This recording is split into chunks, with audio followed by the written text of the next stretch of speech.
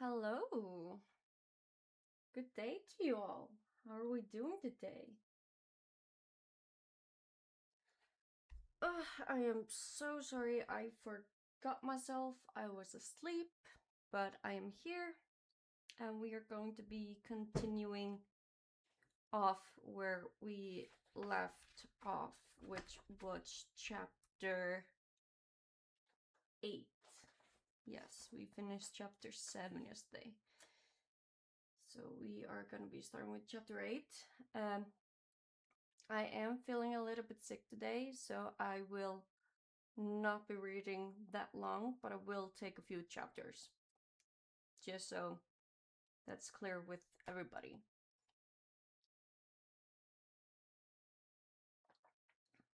And I really hope you guys enjoy this as much as I do. So, lagasetning Óðins. Óðinn setti lög í landi sínu þau gengdu höfðu fyrir með ásum. Svo setti hann að alla dauða menn skyldi brenna og bera á bál með þeim eign þeirra. Sagði hann svo að með því líkum auðæfum skyldi hver koma til Valhallar, sem hann hafði á bál. Þess skyldi hann og njóta hann sjálfur hafði í jörð grafið, en öskum skyldi bera út á sjá eða grafa niður í jörð.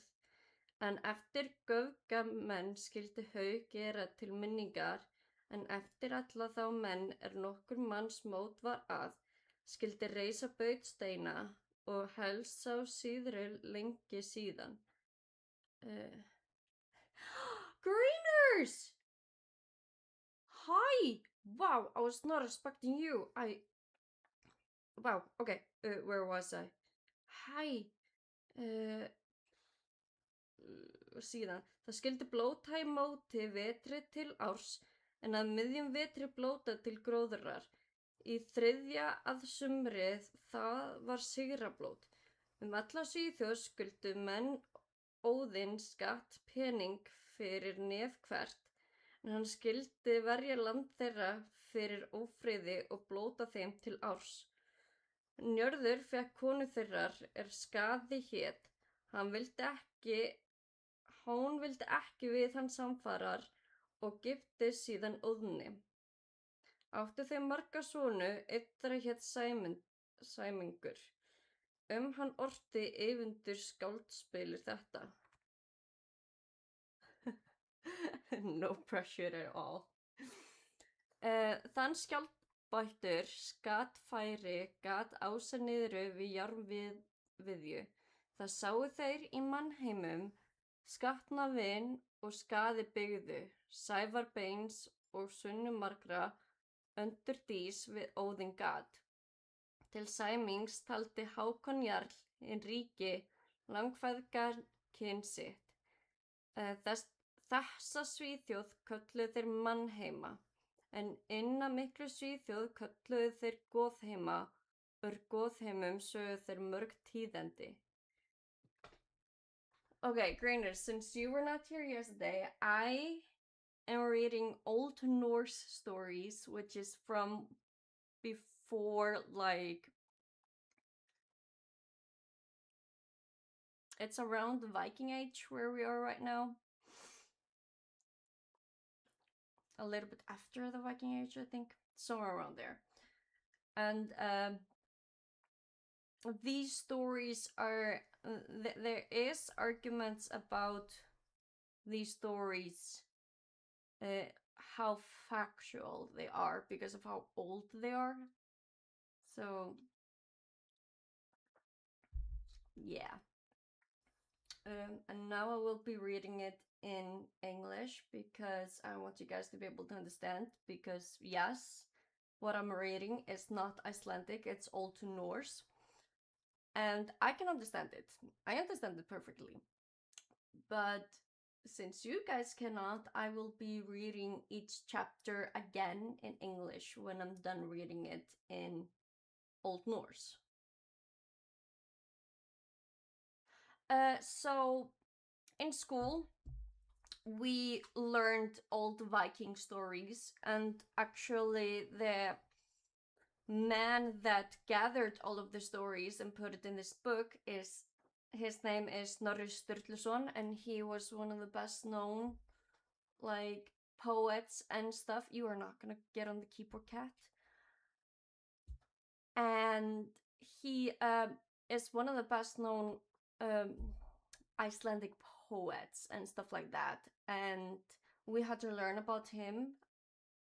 And uh, those stories, like those books, are written in Icelandic, of course.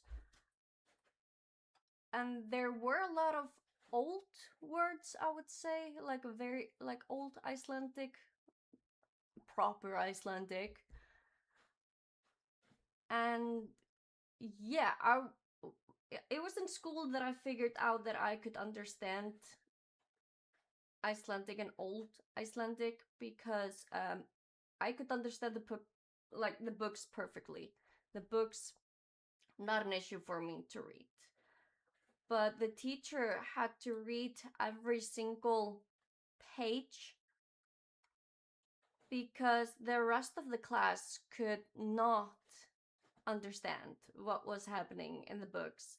And I had read the chapters and like the whole book that we were supposed to study like 5 times or something, because in every class I would just read them, and then she would be reading every single page, and like every single line she had to stop and explain the words to the class.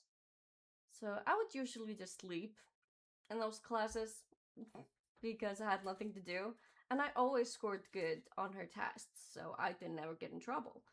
And that kind of that did get me interested in like Icelandic, old Icelandic, the old Norse, especially because it is it how can I explain it? It's a weird feeling being the only one being able to understand, and even when it's spoken, because we had to watch a Viking movie. I can't remember the name because I was sick and came in a little bit later, so I came in the middle of the movie. And there was a woman that was so pissed off swearing at a man, and she did it in such perfect, like, old Icelandic that I fell off my chair in the middle of the class crying from laughter. And me and the teacher were the only one that could, like, understand it. And everybody thought that I was going mad because I was on the floor crying while laughing. So I decided to get into like knowing more history about Iceland. I love going to museums, learning about Old Icelandic and Old Norse and all that.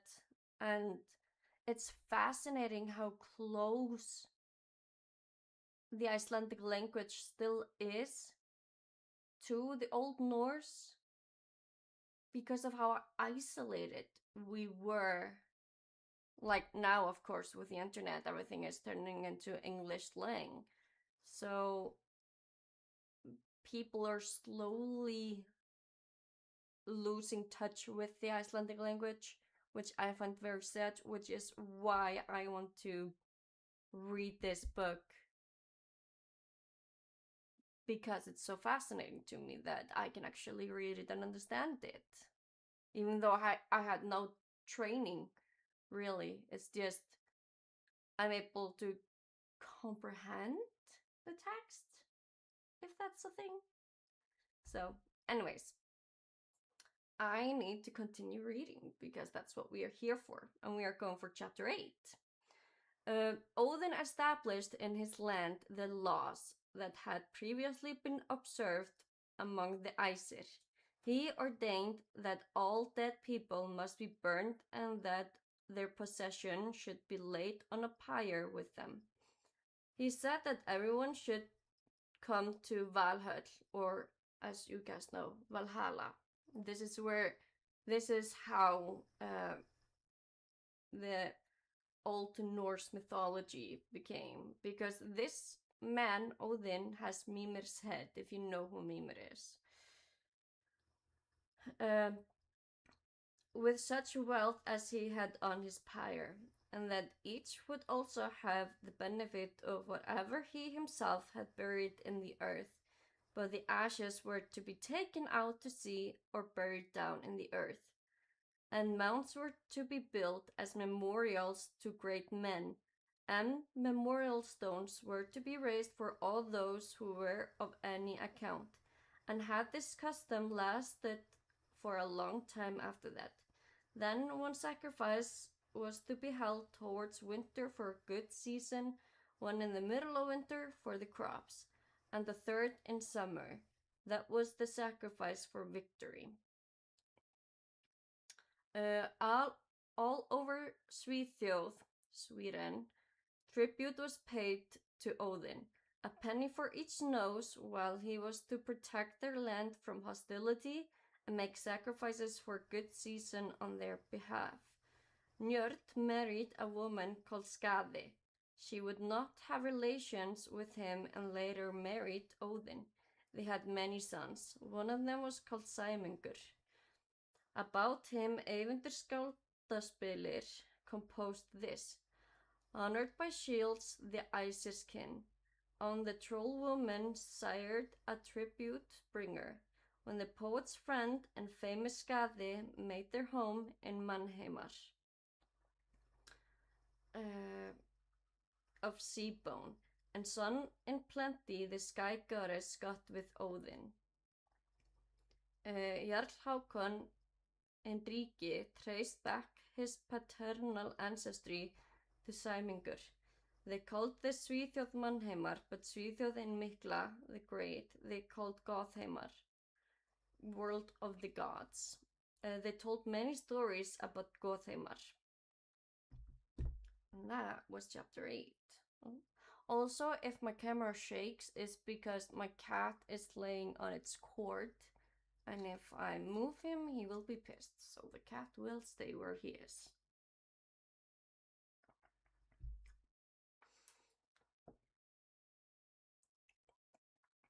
Okay, let me see. We were here. Okay. Dauði Óðins. Óðinn var sóttdauður í Svíþjóð, og hann var að komin dauða lét hann marga sig að gersóti og egnaði sér alla vopnadauða menn, sagði hann sig mundu fara í Goðheima og fagna þar vinum sínum. Nú hugðu Svíar að hann væri komin inn átrúnaðara við Óðinn og heit. Oppþótti Svíum hann vitra sér að stórar orustur yrði, gaf hann þá sumum sigr en sumum bauð hann til sín. Þótti hvartveggi kostur góður. Óðinn var brenndur dauður og var sú brenna gjör alvegleg. Þátt var trú þeirra að því hærra sem reykinn lagði í loftið upp, að því háleitrari væri sá í himninum. Ef brenninni átti og þess auðugra meira fé brann með honum. Njörð af Nóatúnum gerðist þá valdsmaður yfir Svíum og hélt upp lótum. Hann kölluði Svíja þá drottinn sinn. Tók hann þá skattagjafir af þeim, á hans dögum var friður allra og alls konar ár, svo mikið að Svíar trúðu því að Njörður réði fyrir ári og fyrir farsældum manna. Á hans dögum dó flestir dýjar og voru allir blótaðir og brenndir síðan. Njörð var sóttdauður, lét hann og marga sig Óðni, að aðra hann dó og Svíar brenndu hann og grétu almjög yfir leiði hans. Interesting. Chapter 9. Odin died of sickness in Svíþjóð, and when he was on the point of death, he had himself marked with the point of a spear and claimed as his own all men who were killed by weapons. He said he was going to go to Gothheimar and be reunited with his friends there. Now the Svíar believed that he had gone to the old Ásgarður and would live there forever. Then belief in Odin and invocation of him were renewed. The Sviar, or the people of Sweden, often thought he appeared to them before great battles were to take place. Then he gave victory to some of them, and others he summoned to himself. Both outcomes were considered good. Odin was burnt when he was dead, and that burning was carried out most magnificently. Their belief was that the higher the smoke rose into the sky, the loftier in heaven would be the one who had been burnt, and the better off, the more wealth that was burnt with him. Njord of Noatun then became the ruler over the Sviar and maintained the worship. The Sviar then called him their lord. He received tribute payments from them. In his day, very good peace prevailed and all kinds of such good harvest that the Sviar believed that Njord had power over the harvest and the prosperity of men. In his day, most of the gods died and were all burned, and afterwards worshipped. Njord died of sickness. He also had himself marked for Odin before he died. The Sviar burned him and wept bitterly over his grave. I gotta go, but thanks for sharing with us. See you soon. Bye, greeners. Have fun. I'll see you tomorrow.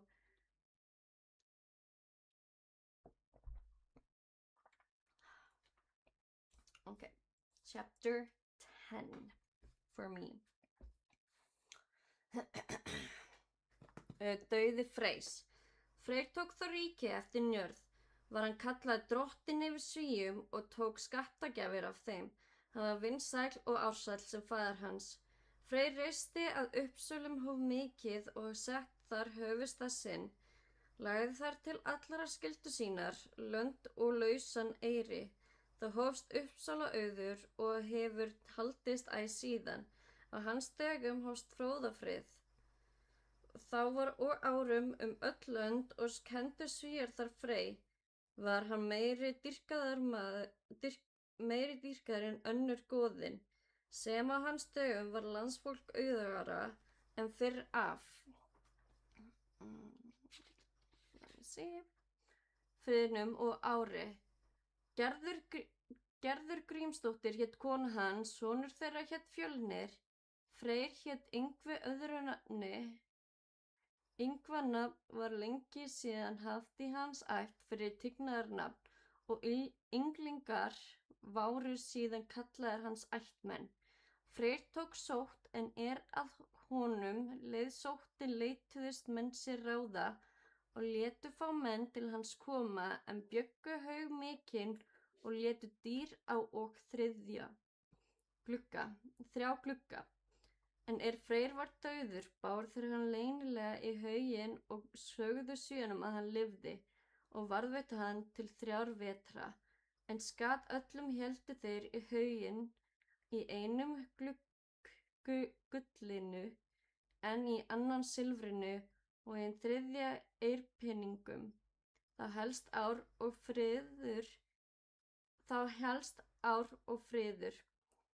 Freyja hélt þá upp lótum því að hún ein lifði þá eftir goðanna og varð hún þá hin frægasta, svo að með henni nafni skyldi kalla allar konur í tigna svo sem nú heita frúur. Smá hét og hver Freyja yfir sín eigu en sú hús Freyja búa á. Freyja var held marglind, Óð hét bóndi hennar, dætur hennar hétu Hnoss og Gersimi. Þær váru fagra mjög, af þeirra nafni svo kallaðar eins dýrsti gripur. Það var allir Svíar vissu að Freyr var dauður, en helst ár og friður. Þá trúðu þeir að svo myndi verða meðan Freyr væri á Svíþjóð og vildi eigi brenna hann og kölluðu hann veraldargoð, blótuðu mest til árs og friðar alla ævi sinna. There's a bit.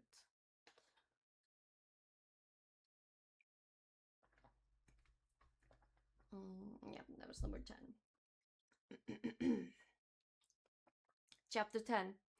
Then Freyr took power after Njord. He was called Lord of the Svíar and took tribute payments from them. He was popular and blessed with good reason, like his father. Freyr built a great temple at Uppsalir and made it his capital, directing to it all his taxes in land and movable property. This was the original Uppsalauður, Uppsala wealth, and it has continued ever since. The peace of Fróði began in his time. There was prosperity throughout the land. The Svíar attributed that to Freyr. As a result of peace and good harvest, he was the more honored than other gods. The more prosperous the people of the land became in his time than before. His wife was called Geirþur Gímisdóttir. Their son was called Fjölnir. Another name for Freyr was Yngvi. The name Yngvi was used in his family long after as an honorific title, and his descendants were called Ynglingar.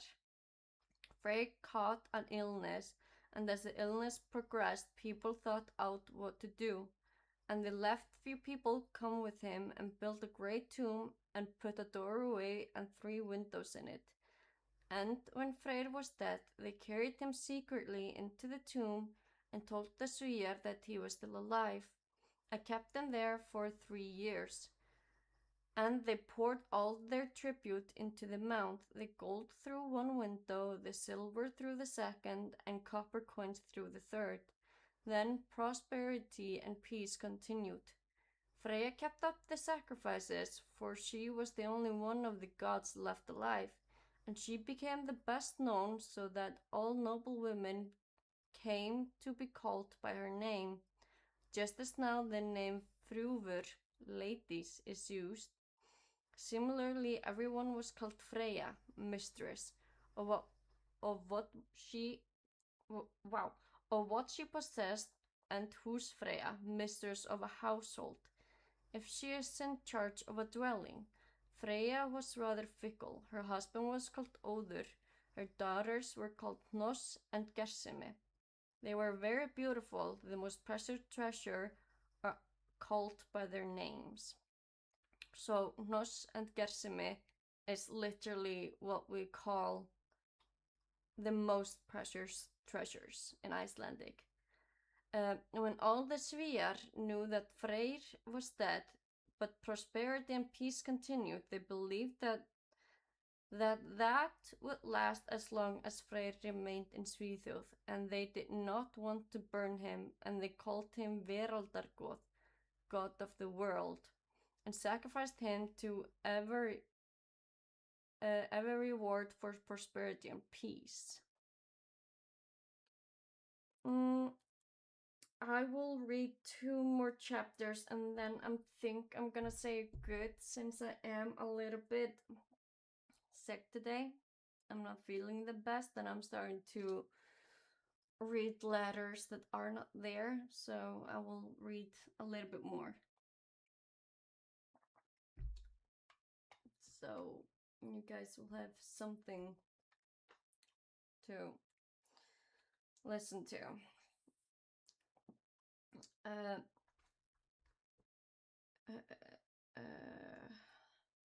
Dauði Fjölnir konungs. Fjölnir sonur Yngfriðs réð þá fyrir Svíum og Uppsala auð. Hann var ríkur og farsæll. Þá var Fróði að hlérum. Þeirra á milli var heimboð og vingar. Þá Fjölnir fór til Fróða á Selund. Þá var það fyrir búin mikil veisla og boðið til víða lönd. Fróði átti mikinn húsabæ. Þar var gjört ker mikið, margra álna hátt og gat með stórum timstokkum. Það stóð í undirskemmu en loft yfir uppi og opið gólfþilið. Svá að það var niðri leginum en kerið blandið fullt mjaðar. Þar var drygt furðu sterkt. Kvöldi var Fjölnir fylgt til herbergisins í næsta loft og hann sveit með honum. Nóttina gekk hann út í svalir að leita sér staðar. Var hann svefnær og dauðadrukkinn hann snorrist af til herbergisins. Þá gekk hann svo eftir svölunum og til annar lofturða og þar mist það fót og féll í mjaðarkerið og týndist þar. Svo segir Þjólfur kvinneski. Var framgengt þar Fróði bjó fagðra og að Fjölni kom. Siglingi skera vára vindlaust og víða skildi. Sveðgi tók ríkið eftir föður sinn.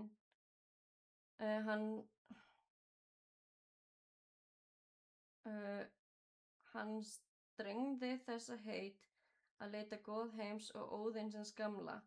Hann fór með 12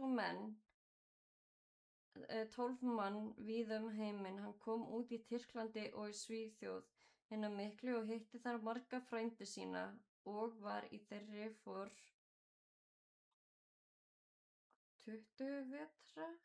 Nei, þetta getur ekki.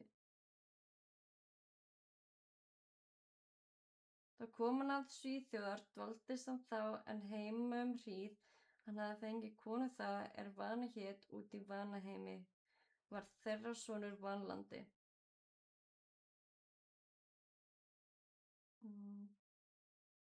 Oh. Sorry, I was trying to understand a number that I had not seen yet. I was trying to figure out what number that is. I think that's 20, I'm not sure. Give me one. Chapter 11. Fjölnir, son of Yngvi Freyr, the ruler of Svíar and the Uppsala wealth. He was powerful and blessed with prosperity and peace. Then Friðfróði, Peacefróði, was at Hledra.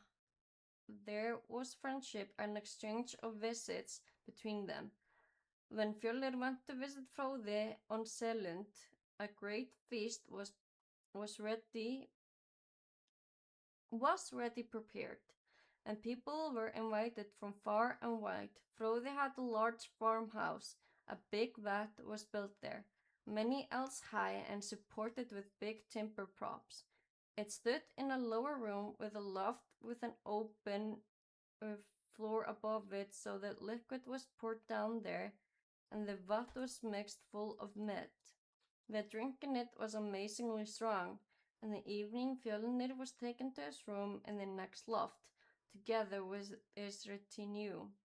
During the night, he went out onto the balcony to relieve himself. He was dazed with sleep and dead drunk.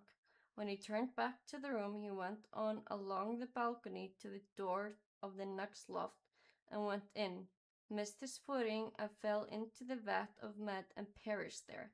So says Þjólfur of Kvinir. It befell where Fróði lived, the destiny that dropped in on Fjölnir, and the prince, the pointed ox spears, windless wave would destroy. Okay, chapter 12, and then I'm gonna say good for today.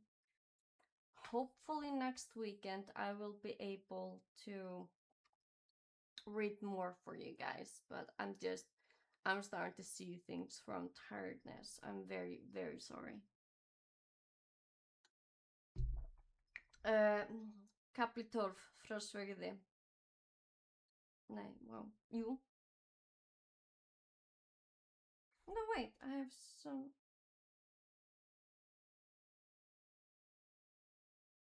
Huh.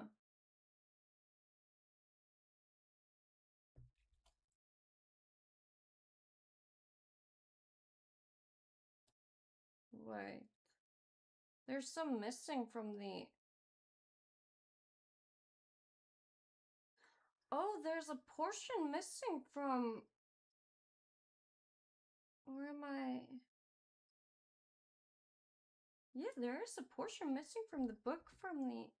Enjoyed the reading, but I have to go for the day. Okay, bye, Jess. See you later. Thank you for dropping by. Seriously.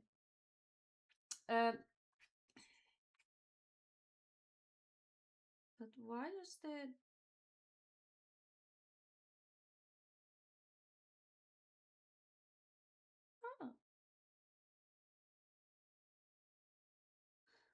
Oh, this is actually... No, never mind. There's nothing missing. It's just weirdly put up in my book. Okay.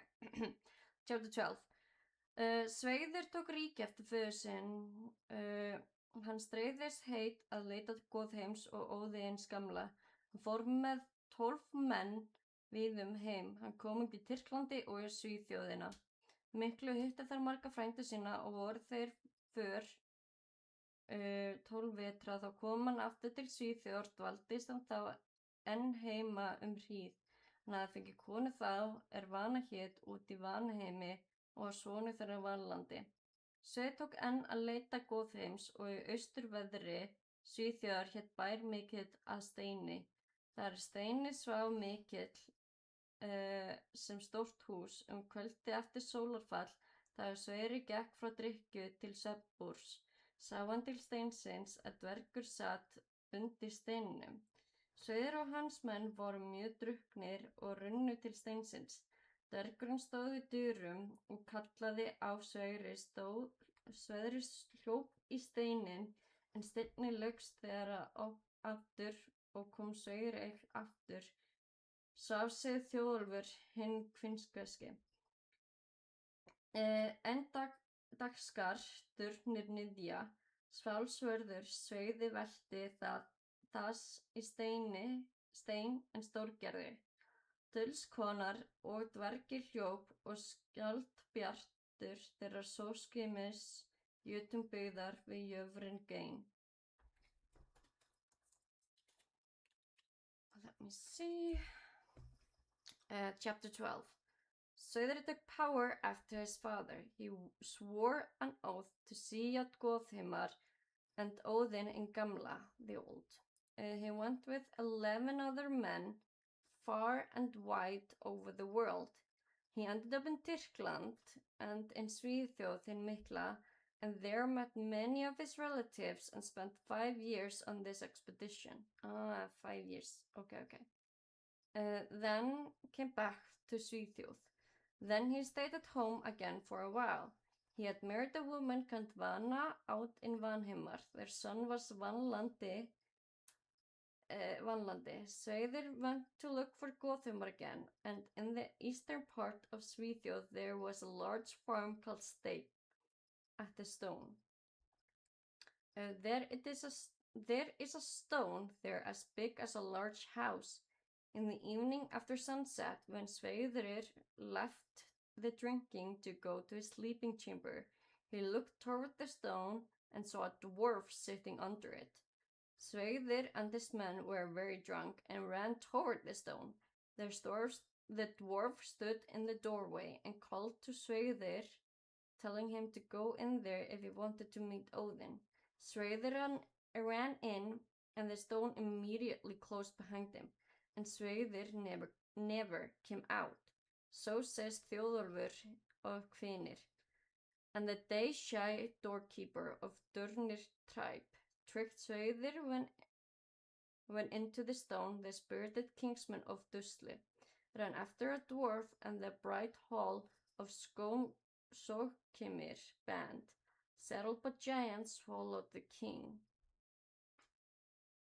Okay, I'm gonna say good for now because I cannot read properly. I am so very sorry, but I do hope you were able to understand this session, and I really hope you guys enjoyed it. I will see you guys later.